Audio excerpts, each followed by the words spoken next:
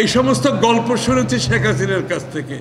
আমি উন্নয়ন করছি তো বাংলাদেশে, আপনাদের ভোটের দরকার কি?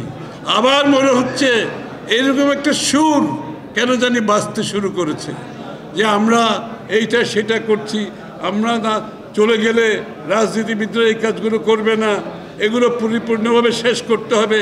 সরি, এটা আপনাদের দায়িত্ব না, এটা দায়িত্ব আগামী দিনের বাংলাদেশ এর মানুষ যাদেরকে নির্বাচিত করে সংসদে পাঠাবে, এটা তাদের দায়িত্ব, আপনাদের দায়িত্ব না। এটা ভুলে যাবেন না। দ্রুত নির্বাচনের দিনকাল ঘোষণা করুন।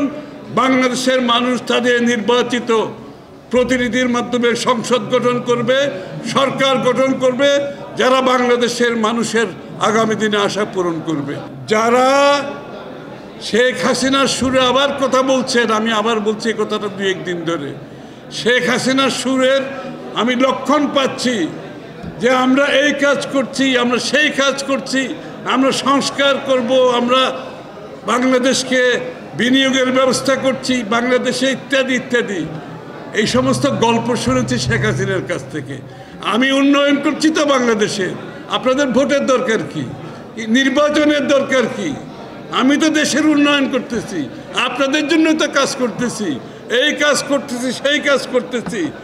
এই সব বলে বাংলাদেশের মানুষের সব অধিকার শেখ হাসিনা কেড়ে নিয়েছিল। সব মশার বিরুদ্ধে সুরক্ষা দিতে এলো বসুন্ধরা এক্সট্রিম অ্যারোসল। মশার বিরুদ্ধে এক্সট্রিম সুরক্ষা। ভোটাধিকার সহ কেড়ে নিয়েছিল।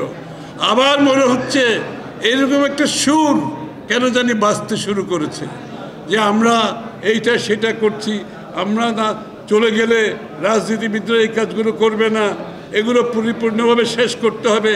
সরি, এটা আপনাদের দায়িত্ব না, এটা দায়িত্ব আগামী দিনের বাংলাদেশ এর মানুষ যাদেরকে নির্বাচিত করে সংসদে পাঠাবে, এটা তাদের দায়িত্ব, আপনাদের দায়িত্ব না। এটা ভুলে যাবেন না। গণতন্ত্র ফিরিয়ে দিন, ভোটাধিকার ফিরিয়ে দিন এবং দ্রুত নির্বাচনের দিনকাল ঘোষণা করুন। বাংলাদেশের মানুষ তাদের নির্বাচিত প্রতিনিধির মাধ্যমে সংসদ গঠন করবে, সরকার গঠন করবে, যারা বাংলাদেশের মানুষের আগামী দিনে আশা পূরণ করবে পরিপূর্ণভাবে। বিএনপি সহ আমরা যুগপৎ আন্দোলনে যারা রাস্তায় ছিলাম, সবাই মিলে 31 দফা সংস্কারের আমরা ওয়াদা করেছি, জাতির কাছে প্রতিজ্ঞাবদ্ধ, এবং সেটা আগামী নির্বাচনের পরে জাতীয় সরকারের মাধ্যমে সেটা বাস্তবায়ন করব। সুতরাং এই কাজ নির্বাচিত সরকারের, সংসদের, আর কারো কোনো কাজ নাই। এই মেসেজটা পরিষ্কারভাবে বুঝে নেওয়া দরকার। সবাইকে ধন্যবাদ। আপনারা সবাই ইফতার এনজয় করেন। সবাইকে ধন্যবাদ।